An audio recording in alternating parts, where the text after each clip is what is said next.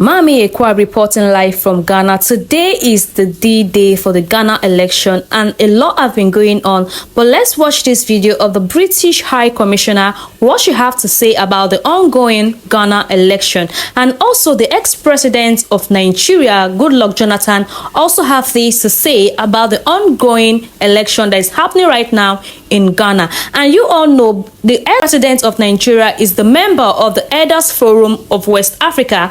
That is the reason why they are here in Ghana. Let's watch this video together, then we'll come back to the video and have a conversation about it. About to speak to, you wouldn't guess it, the British High Commissioner. Collins, tell us how this came to be and how the British High Commissioner's observations of the process so far have been. Right, Kojo Yankson, the British High Commissioner has been touring the Kolu constituency right from the time election began. We have her here with me that we want to speak to ask her about what she make of the process so far. Your Excellency, good morning. Good morning. So far, how do you make of the process, the electoral processes? Well, it's very early days so far, but as you can see, things are proceeding very smoothly and calmly here. No queues, very quiet. We hope that today continues in this way. Right. Initially, we were having concerns about security issues. Ghana Armed Forces or the Security Task Force assured Ghanaians that they are not going to be part of this electoral process. Yesterday, there was a statement that was issued that we have military presence or military deployed. What do you say about this? So it's been really helpful to see the very clear messaging coming out of Ghana Armed Forces, coming out of the police service, and also from the candidates, from the Electoral Commission and others at the signing of the Peace Pact last week. Those outward strong signals of commitment to peace from the key actors in this process are absolutely crucial. It's very clear from the statements from the Armed Forces and from the IGP the circumstances, limited circumstances in which the armed forces would be called in to deal with any situation. But I know from conversations with the Inspector General of Police that he has led the Election Security Task Force very impressively. They have very comprehensive plans in place, and so we're confident that those correct protocols will be followed. So that means there are no issues with the deployment of the military? So my understanding from what the armed forces have said is that the military will be present, they will be ready to act should they need to act, but they will only act if the Inspector General of Police calls on them to act, and that's entirely as it should be.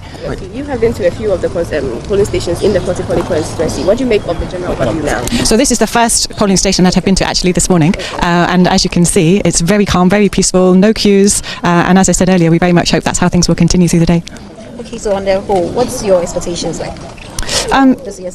So my expectations is we're a close run thing according to all of the polls, but we know how unreliable polls can be, so that's no guarantee of what will actually happen. In terms of the process, the various bodies who have a role to play in running this election are very, very well prepared.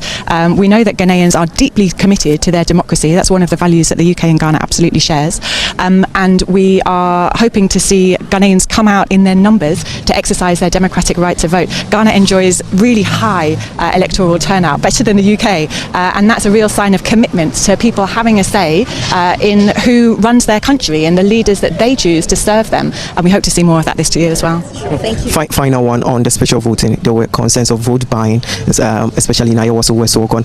What do you make of that? I don't know if that one has come into your notice. Yeah, and I've seen the response from the services who will deal with that, and they've said very clearly that they will investigate and they'll take the appropriate steps. So again, that's entirely as it should be. I hope that people will take note today and we won't see any more of that today.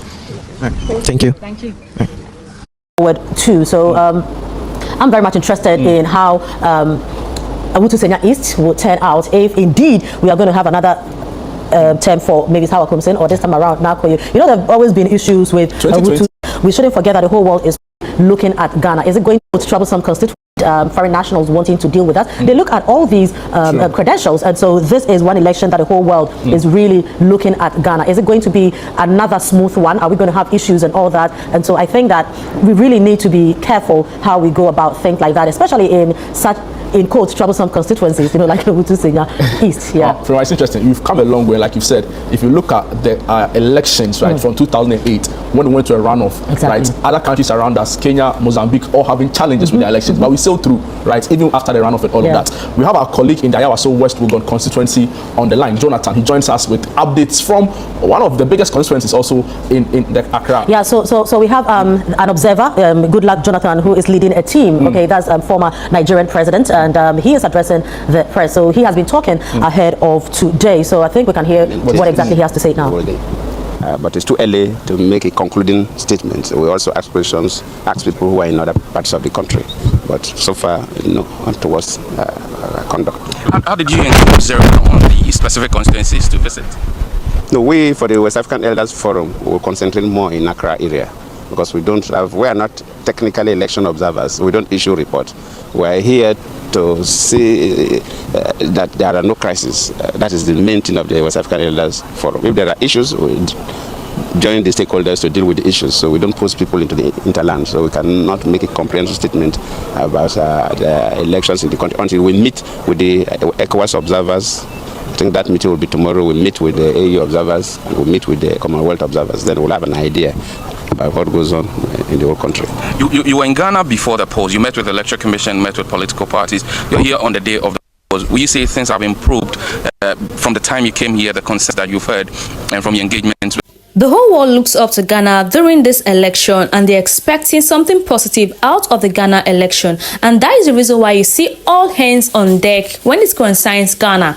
That is to show you that this country has been known to be a very peaceful country and they expect a loss from Ghana at this period. My prayers are with the people of Ghana and I wish them a safe election and I hope the best man wins. If you watch this video until this point, please don't forget to give this video a thumbs up, subscribe to the channel, like, comment and share. And the last one is that if you're a foreigner in Ghana, please do not go out to vote. If you do not have the legal means to vote, please don't go out to vote and cause problems. Please stay in your house. If you are a foreigner in Ghana, you don't have a Ghana card, you are not naturalized, you don't have any business election there, just stay in your house, watch from the news and see who wins. I pray and wish Ghana the best in this election. And please don't forget to like, comment and share. And to all my returning subscribers, Midasi, and to all those that are just seeing this video, this face for the very first time, Akwaba, please don't forget to share this video, like and comment to see what is going on. I'll be keeping you guys updated on the latest news that is going on in the Ghana election.